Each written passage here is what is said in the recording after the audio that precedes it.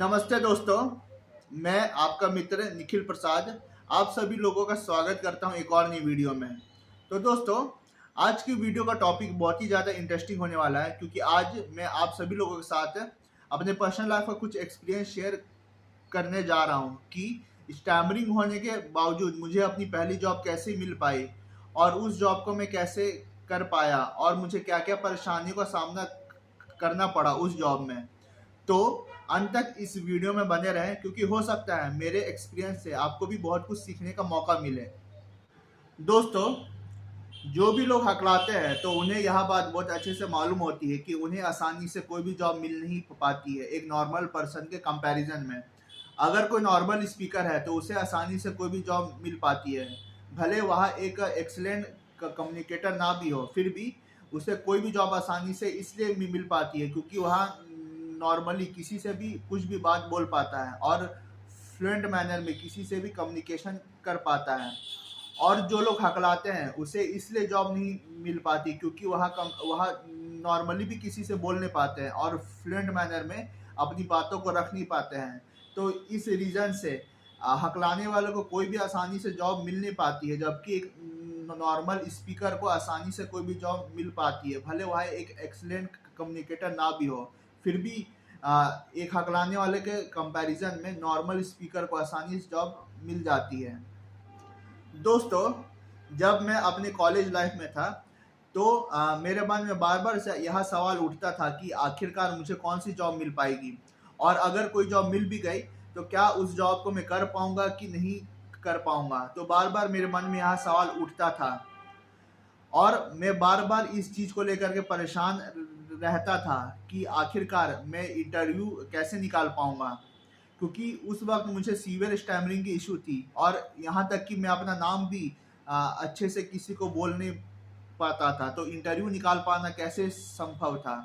तो मेरे अंदर बहुत ही ज़्यादा एंग्जाइटी इशू बढ़ गई थी और मुझे बहुत ज़्यादा पैल्पिटेशन होने लग गई और मेरे अंदर बहुत ज़्यादा सेल्फ डाउट आ गया कि आखिरकार मैं कैसे इंटरव्यू निकाल पाऊंगा और मुझे कौन सी जॉब मिल पाएगी। अगर कोई जॉब गलती से मिल भी गई तो क्या मैं उसको कर पाऊंगा कि नहीं कर पाऊंगा। तो ये सेल्फ डाउट, ये एंग्जाइटी मेरे अंदर बहुत बढ़ गई थी और मैं बहुत परेशान रहने लग गया था जब मैं अपने कॉलेज के फाइनल ईयर में था। दोस्तों, जब मैं अपने कॉलेज के फाइनल ईयर में था तब एक गुड़गांव बेस्ड कंसल्टिंग फर्म हमारे कैंपस में प्लेसमेंट के लिए आती है, जो कि हमें as a sales and marketing executive job offer कर रही थी। तो हम सभी लोग काफ़ी एक्साइटेड थे इस जॉब को ले करके, क्योंकि यहाँ हमारी फर्स्ट जॉब इंटरव्यू होने वाली थी और इससे पहले हम लोग ने कोई भी जॉब इंटरव्यू नहीं दिया था। तो हम सभी लोग काफ़ी एक्साइटेड थे।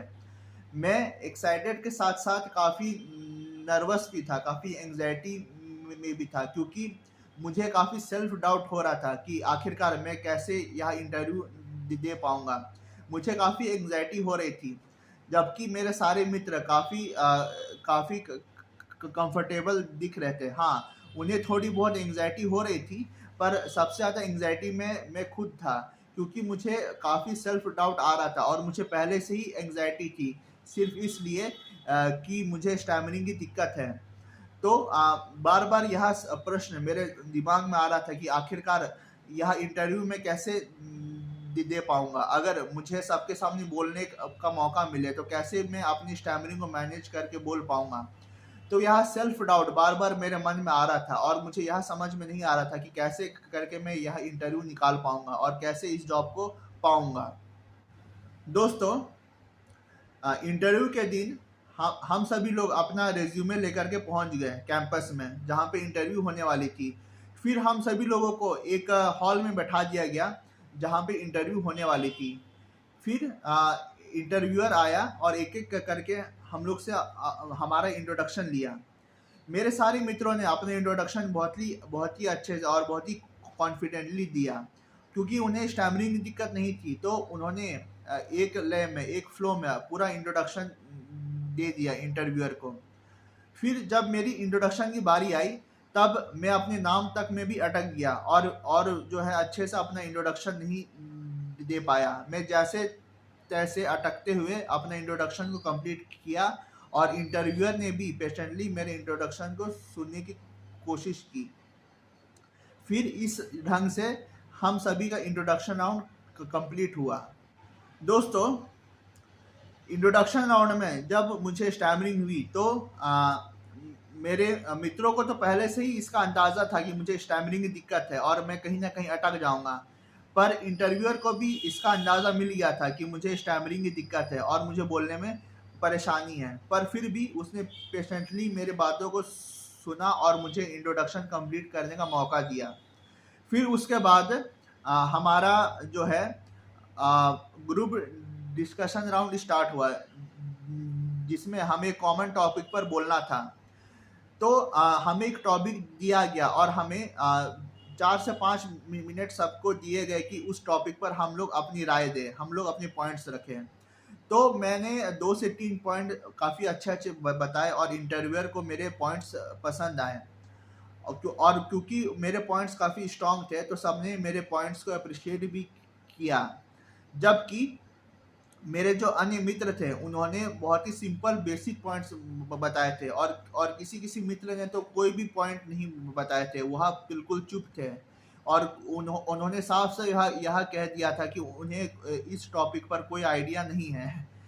पर मैंने कोशिश की मैं उस टॉपिक पर कम से कम 2 से 3 लाइन बोलूं। जो मैंने बोला, भले मैंने हकलाते हुए बोला, पर मैंने स्ट्रॉन्ग पॉइंट्स रखे थे इंटरव्यूअर के सामने और सबने अप्रिशिएट किया था मेरे उस स्ट्रॉन्ग पॉइंट को।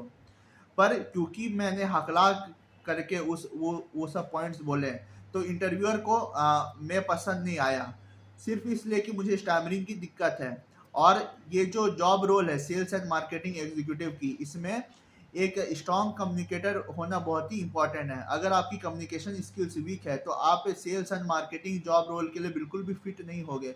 चाहे आप कितने भी पढ़ने लिखने में अच्छे क्यों ना हो, आप कितने भी अच्छे कम्युनिकेटर क्यों ना हो, आप कितने भी अच्छे थिंकर क्यों ना हो, अगर आपकी फ्लुएंसी अच्छी नहीं है तो आप इस जॉब के लिए फिट नहीं माने जाओगे, क्योंकि इसके लिए फ्लुएंसी और कम्युनिकेशन बहुत ही रिक्वायर्ड है।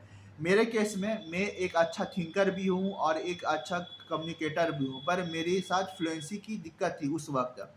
तो फ्लुएंसी की प्रॉब्लम होने की वजह से मैं अपनी बातों को स्पष्ट रूप से सामने वाले तक नहीं पहुंचा पाया और मुझे काफ़ी स्टैमरिंग भी हुई थी।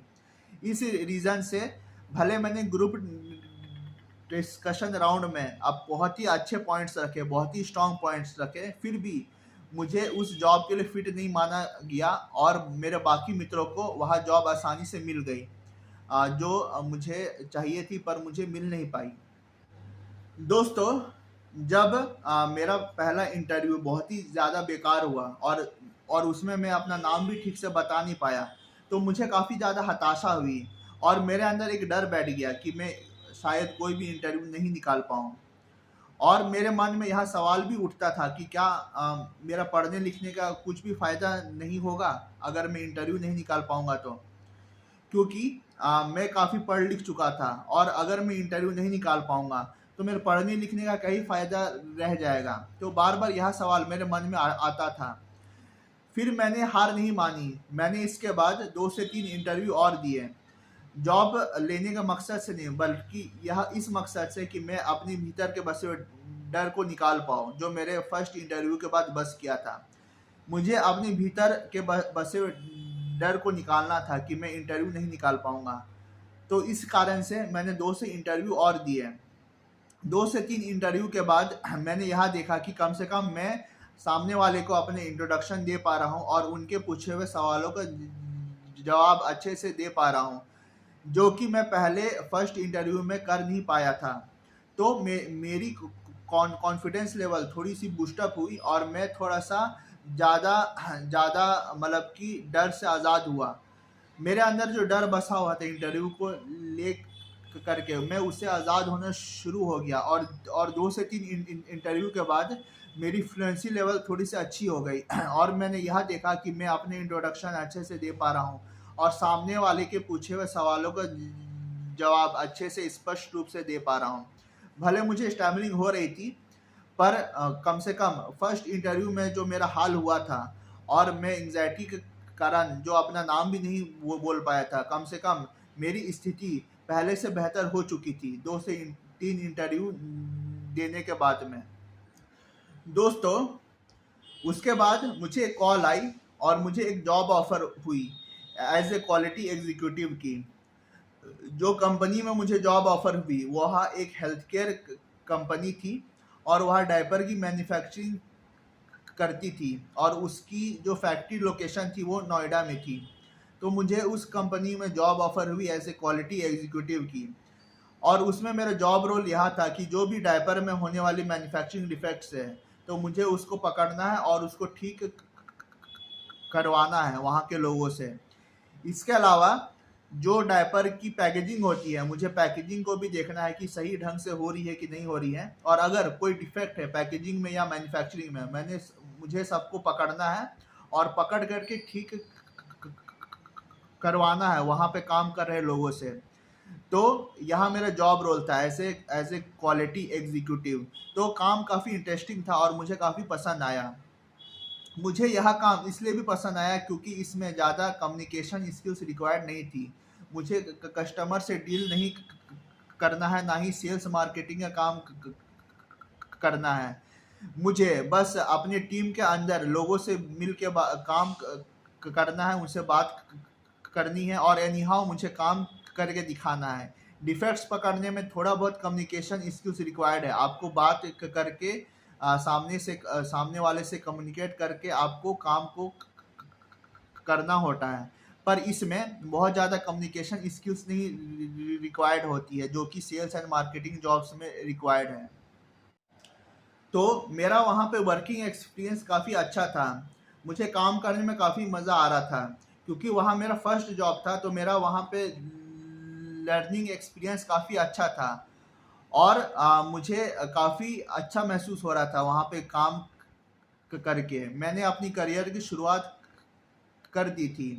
भले मेरा कम्युनिकेशन स्किल्स उतना अच्छा नहीं था, पर मैं देख रहा था कि मैं अपनी कम्युनिकेशन स्किल्स को बेहतर कर रहा हूँ। मुझे ज़्यादा से ज़्यादा लोगों से बात करने का मौका मिल रहा था। मैं लोगों से सवाल पूछ रहा था या लोगों से पूछे हुए सवालों का जवाब दे रहा था। मैं लोगों से ज़्यादा बात कर रहा था। तो यह सब चीज़ मैं जब कर रहा था तो मैंने देखा कि मेरी कम्युनिकेशन स्किल्स पहले के कंपैरिजन में बेहतर हो रही है और बेहतर होते ही जा रही है क्योंकि बहुत सारे लोग हैं, बहुत सारे लोग से पूछना है, बहुत सारे लोगों को बातें बतानी है। तो इस चीज़ में मेरी कम्युनिकेशन स्किल्स बेहतर हो रही थी क्योंकि मुझे ज़्यादा से ज़्यादा लोगों से बात करने का मौका मिल रहा था और मुझे अंदर से काफ़ी अच्छा भी महसूस हो रहा था कि मैं कुछ कर पा रहा हूँ और मेरे काम में जो है मेरी हकलाहट कोई अड़चन नहीं बन रही है। तो मुझे काफ़ी अच्छा महसूस हो रहा था अंदर से। जब मैं एक क्वालिटी एग्जीक्यूटिव उस फैक्ट्री में काम कर रहा था तो मेरे जो सीनियर थे, मैनेजर थे, काफ़ी स्ट्रिक्ट थे और वह बार बार मुझे कॉल करके यहाँ पूछते थे कि कैसा काम चल रहा है और काम करने में क्या क्या परेशानी आ रही है और मैं काम को किस ढंग से कर पा रहा हूँ, अच्छे से कर पा रहा हूँ कि नहीं कर पा रहा हूँ। तो मैनेजर बार बार मुझसे सवाल पूछते थे और उनके फ्रीक्वेंट कॉल आते थे। कम से कम एक दिन में 4 से 5 कॉल तो आते ही थे और कभी कभी 20-25 कॉल भी आते थे।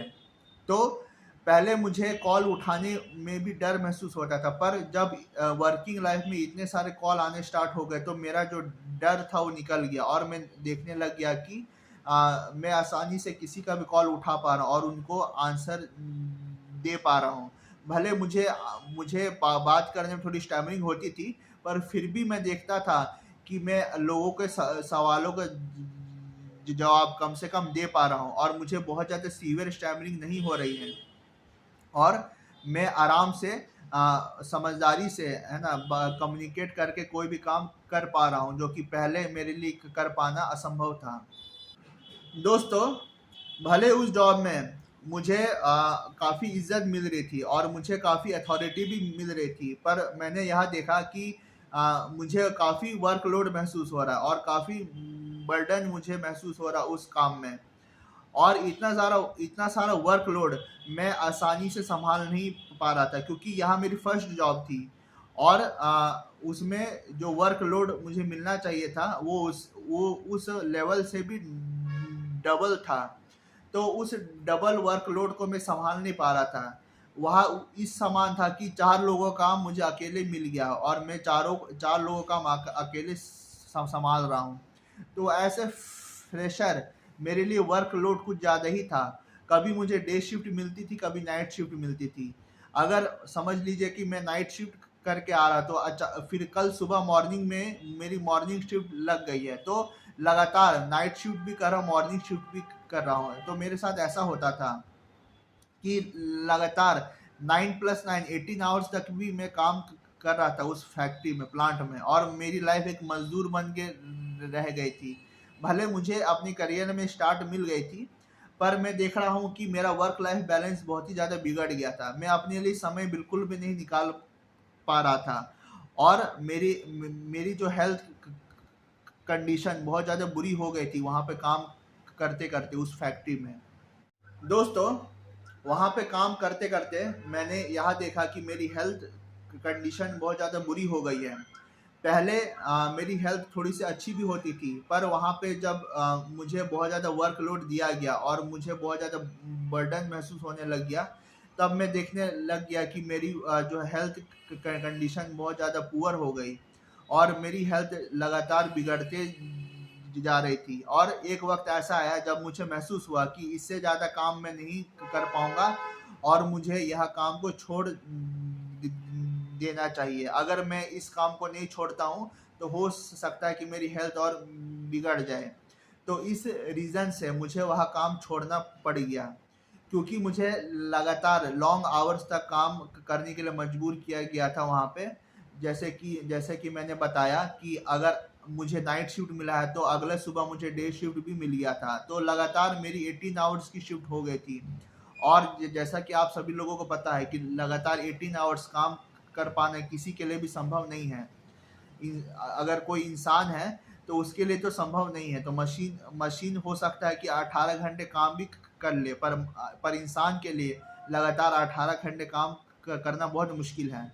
और इस वर्कलोड, इस बर्डन का असर कहीं ना कहीं मेरे स्पीच पर भी हो रहा था। मैंने देखा कि मैं आसानी से अपनी बातों को कह नहीं पा रहा हूँ। मेरा जो है स्पीच में मैकेनिज्म बहुत ज़्यादा बिगड़ गया था, और मैं फिर से दोबारा उस वर्कलोड के वजह से, बर्डन के वजह से, स्ट्रेस की वजह से दोबारा से सीवियर स्टैमरर बन गया था।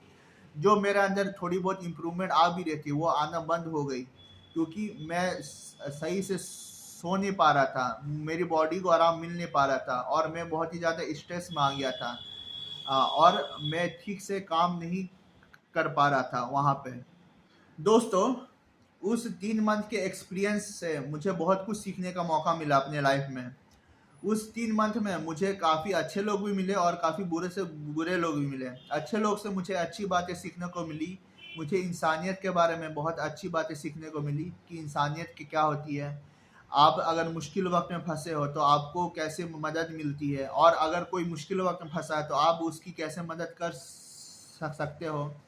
तो अच्छे लोग से मुझे काफ़ी अच्छी चीज़ें सीखने को मिली, बहुत अच्छी मोरल वैल्यूज सीखने को मिली। और जो बुरे लोग हैं उनसे मुझे यह सीखने को मिला कि कैसे इन लोग से बच के रहना है, क्योंकि बुरे लोग हमेशा आपकी बुराई चाहेंगे और आपको अच्छे पोजीशन में देखना नहीं चाहेंगे। वो चाहेंगे कि आप स्ट्रेस में रहे, ओवरबर्डन रहे, और लास्ट में माथा पटक करके यहाँ से भाग जाए। तो आप कहीं भी जॉब कर रहे हो तो वहाँ पे आपको अच्छे से अच्छे लोग भी मिलेंगे और बेकार से बेकार लोग भी मिलेंगे। अच्छे लोग से आपको अच्छे वैल्यूज मिलेगी, अच्छे आपको आपको सपोर्ट मिलेगा। और जो बुरे लोग हैं, जो बेकार लोग हैं, वो आपको कभी भी अच्छे पोजीशन में या अच्छी स्थिति में देखना नहीं चाहेंगे। वो चाहेंगे कि आपका हेल्थ बिगड़ जाए, आप स्ट्रेस में आ जाए, और लास्ट में स्ट्रेस में आके आप छोड़ दें। पर जो भी हुआ हो, ये 3 मंथ का वर्किंग एक्सपीरियंस मेरे लिए काफ़ी अच्छा रहा। मुझे काफ़ी लोगों से बात करने का मौका मिला। मुझे स्पीच में थोड़ा इम्प्रूवमेंट भी देखने को मिला था, क्योंकि ज़्यादा लोग से बात करने की वजह से मेरे अंदर बहुत इम्प्रूवमेंट भी आया। पर जैसा कि मैंने बताया कि बहुत ज़्यादा बर्डन होने की वजह से दोबारा से मेरी स्पीच बिगड़ भी गई थी। पर जो भी हो, मेरा वर्किंग एक्सपीरियंस काफ़ी अच्छा रहा और मुझे लोगों से बहुत कुछ सीखने का मौका भी मिला। तो बस अब मैं इस वीडियो की अंत करना चाहूँगा। अगर आपको मेरा यह वीडियो अच्छा लगा तो मेरे चैनल को सब्सक्राइब करें, वीडियो को लाइक करें, शेयर करें और मेरा वीडियो आगे भी देखते रहें। बहुत बहुत धन्यवाद आप सभी का मेरा यह वीडियो अंत तक देखने के लिए। Thank you very much.